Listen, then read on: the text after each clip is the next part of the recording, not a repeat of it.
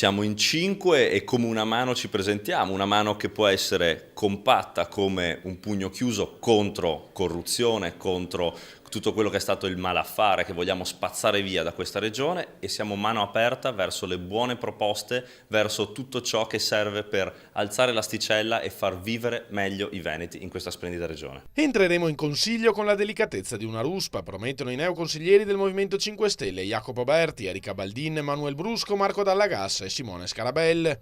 Il nostro programma, spiegano, si articola per ora in 3 obiettivi da realizzare il prima possibile. Il primo è l'istituzione di un'agenzia veneta anticorruzione per impedire che si ripetano scandali come quelli che abbiamo visto negli ultimi anni.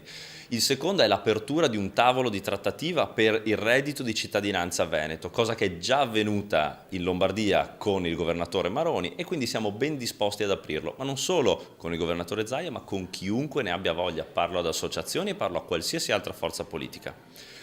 Ultimo ma non ultimo, un importantissimo taglio ai costi della politica. Siamo disposti a collaborare, annuncia Berti, con chiunque voglia lavorare realmente per i cittadini e che abbracci le nostre proposte. Siamo qua dentro per estirpare alla radice tutti quei privilegi odiosi che ancora sono presenti, e penso a quei 13 milioni di euro all'anno, 65 milioni di euro in 5 anni di vitalizi, che andremo fortemente ad attaccare, assieme a tutti gli altri privilegi che purtroppo allontanano sempre di più i cittadini dalle istituzioni.